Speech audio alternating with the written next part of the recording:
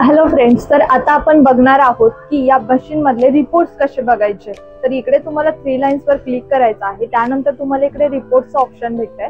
त्यावरती क्लिक केल्यानंतर day summary आहे, म्हणजे टोटल डे मध्ये तुमचा सेल किती झाला तर तो तुम्हाला इथे दिसत आहे।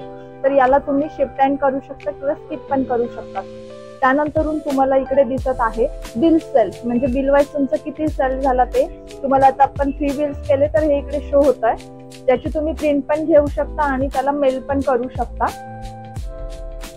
तुम्हाला इकडे एस्टरडेज बिलचं दिसत आहे, जर तुम्ही काल काही बिल वगैरे केलं असेल तर इकडे। त्यानंतर तुम्ही इकडे कस्टमाइज डेट, तुम्ही डेट यूज करू शकता आणि त्या डेट रेंज मध्ये तुम्हाला जे पण बिल आहे ते तुम्हाला इकडे भेटतं। जर आपण डे समरी बिल सेल्स बघितलं, तसंच तुम्ही प्रोडक्ट सेल बघू शकता, जीएसटी सेल्स बघू शकता, डिलीट आयटम जर काही असेल ते बघू शकता, शिप सेल समरी बघू शकता। तर तुम्हाला इकडे सर्व ऑप्शन्स आहे, जे पण तुम्हाला पाहिजे असेल, रिक्वायरमेंट असेल, category wise sale, product wise sale तुम्ही क्लिक करून आणि त्या डेट रेंज मधून ओके केलं तर तुम्हाला पूर्ण रिपोर्ट्स इथे भेटतात।